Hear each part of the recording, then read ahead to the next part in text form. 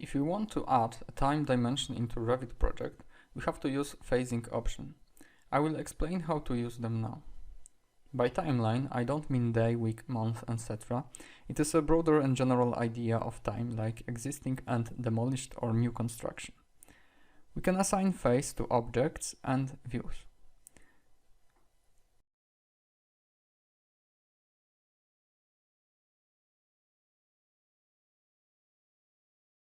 Relationship between phase of views and objects is really important here and reflects in the visibility settings. I will explain it in details later. By default, elements copy the phase of the view they are in. So it is a good idea to create separate views for each phase in order to increase efficiency in modeling.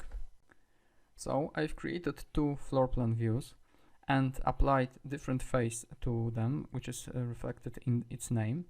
And as you can see, this wall I modeled has the same phase as the view in which it was created.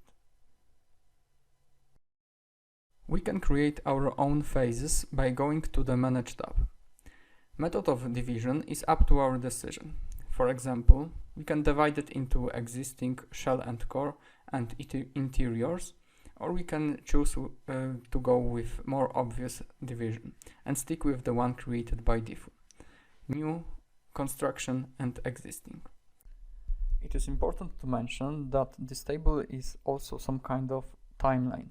So we have here past and the future, and the phases that are near the past are older than those who are near the future border. On the next tab, phase filters, there are four statuses: new, existing, demolished and temporary. In this table we will define visibility settings of the relationship between view phase and object phase. I will have to first explain to you what does the statuses mean. If object phase equals view phase, it means that it is new. If object phase is older than view phase, younger, that means that this is an existing object. If object phase is older than view phase plus object was demolished in this phase, in the view phase, that means it is demolished. If the object phase equals view phase and it was demolished, that means that it is temporary. It might be confusing at first, but if you will try to understand it slowly and read it carefully, it is pretty obvious and logical. And on the next tab, graphic settings, we have these four statuses graphic definition, which should be easy to understand, as it is the same as visibility graphic overrides table. This long list of phase filters can be found in a view properties.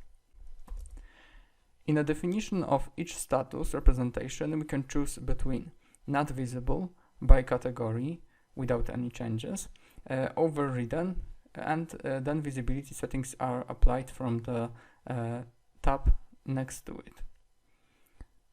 Now I will create four walls with four different statuses. Let's look at the explanation visible on the window once more. I have drawn four walls and applied four different statuses to them, which I will now explain. And so I will repeat all the things I said now in practice. Let's focus on a phase of the view. It's applied to new construction, and when I select the first wall, I see that it has the same phase. So that means that it has a status new. Second wall is in an existing phase, which is older than the view phase, and it means that the status of this element is existing. But it might be a bit confusing that the name of the status equals name of the phase. It shouldn't be like this. It may cause us problem with understanding, so I will change this name of this phase into already on site.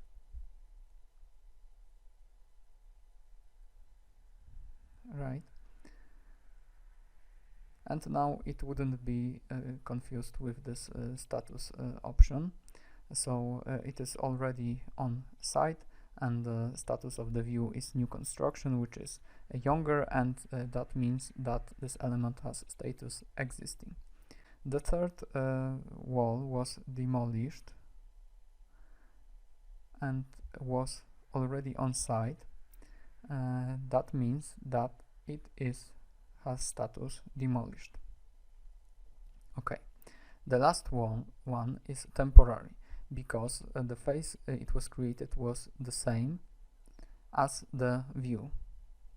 So it's pretty logical. I think if you will repeat this tutorial, watch it once again, you will understand it clearly. And the best idea is actually to try to model something yourself. Now when the phases of objects are explained and statuses, we can look at the phase filter, which is now set to show all.